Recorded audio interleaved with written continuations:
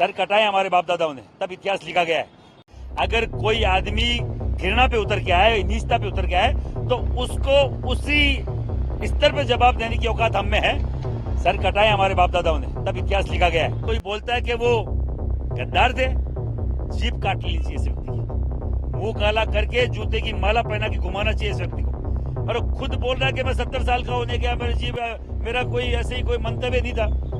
तेरी उम्र के हिसाब से तेरा जो वक्तव्य है वो घृणित है। तूने तेरी उम्र में क्या सीखा हमें नहीं मालूम। देखो करणी सेना का कैसा रुख रहता पूरा देश जानता है। हम लोग ईंट का जवाब पत्थर से देना जानते हैं। अगर कोई आदमी घृणा पे उतर के आए, नीचता पे उतर के आए, तो उसको उसी स्तर पे जवाब देने की औकात हम में है। आदमी घृणा पे उतर के आए, नीचता पे उतर के आए, तो उसको उसी स्तर पे जवाब देने की औकात हम में है। सर कटाए हमारे बाप दादाओं ने, तब इतिहास लिखा गया है। राणा सांगा वो जो इब्राहिम लोधी को 2-2, 3-3 बार हराने वाले, राणा सांगा वो जो बाबर को नाको चंदी चबाने वाले, और पूरे देश के राजाओं को एक करके बाबर के खिलाफ, तोप के खिलाफ तलवार से युद्ध लड़ने वाले राणा सांगा, और कोई बोलता है कि वो गद्दार थे, जीभ काट लेनी चाहिए इस व्यक्ति की, मुंह काला करके जूते की माला पहना के घुमाना चाहिए इस व्यक्ति को। और खुद बोल रहा है कि मैं 70 साल का होने गया, मेरा कोई ऐसे ही कोई मंतव्य नहीं था। तेरी उम्र के हिसाब से तेरा जो वक्तव्य है वो घृणित है। तूने तेरी उम्र में क्या सीखा हमें नहीं मालूम, पर तूने कुछ सीखा नहीं है। ऐसे व्यक्ति ने जहर भरा हुआ है ऐसे व्यक्ति के। अखिलेश यादव को बोलना चाह रहा हूं, जल्द तुम माफी मांगो, क्योंकि इसका जिम्मेदार खुद अखिलेश यादव है, जिसने बकायदा उसका समर्थन किया है। और उस अखिलेश यादव जिसके 32-33 जो भी एमपी आए हैं, वो केवल करणी सेना से राजपूत युवाओं के कारण से आए। एक पुरुषोत्तम रूपाला ने राजपूत महिलाओं पे गलत बोला था, जिसके कारण से हमने पूरे देश में विरोध किया, और उसी की ये पैदाइश ये अखिलेश यादव के 32-33 एमपीज है और राज्यसभा सांसद है। नहीं तो इनकी औकात नहीं थी। अब की बार लोकसभा का मुंह देख लेते हैं लोग, नहीं थी औकात, ये हमने बनाई। और ये बकायदा हम वापस इसको, जो हमने गलती करी, इसको बकायदा इसको वापस से सुधारेंगे।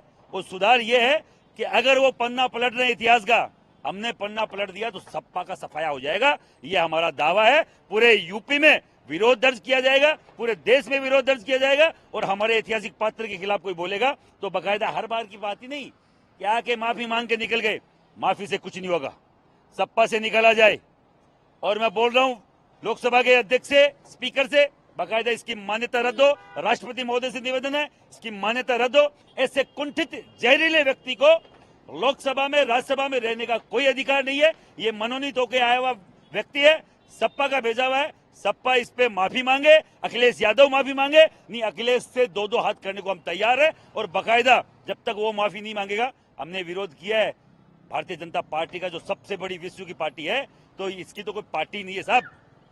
हम अगर अपनी पे आए तो पूरे देश में अगर इनके खिलाफ अगर हमने मोर्चा खोला और खोलेंगे, हम नहीं सुनेंगे हर बार कि बोला और माफी मांग के निकल गए। राणा सांगा नहीं, बात राणा सांगा की नहीं है, बात है इस देश के स्वाभिमान की। महाराणा प्रताप, राणा सांगा, बप्पा रावल इस देश का स्वाभिमान है। और स्वाभिमान के ऊपर आंच आएगी, हम लोग रिएक्ट करेंगे। और जो हमसे बन पड़ेगा, ऐसे लोगों के चाहे थप्पड़ मारनी पड़े, और चाहे लठ मारने पड़े, और चाहे जीभ निकालनी पड़े, हम लोग हर स्तर पर जाने को तैयार है। मुकदमा हो जाए, कोई दिक्कत नहीं, संविधान के हिसाब से सब कुछ है। जब उनको कोई अधिकार नहीं है तो हमें वो अधिकार प्राप्त है। जब वो गाली निकालेंगे तो उसका जवाब हम देंगे। ये विवाद समाजवादी पार्टी के सांसद के उस बयान के बाद शुरू हुआ जिसमें उन्होंने राणा सांगा को गद्दार कहा था। सांसद ने यह बयान एक चर्चा के दौरान दिया था, जिस पर राजपूत समुदाय ने कड़ी आपत्ति जताई है। वीडियो में मकराना ने कहा, राणा सांगा को गद्दार बताने वाले पागल समाजवादी पार्टी सांसद की जीभ काट लेंगे, उसका मुंह काला करेंगे। करणी सेना का इलाज जरूर करेगी, जहां भी मिलेगा छोड़ेंगे नहीं। राणा सांगा ने इब्राहिम लोधी को 2-2 बार हराया।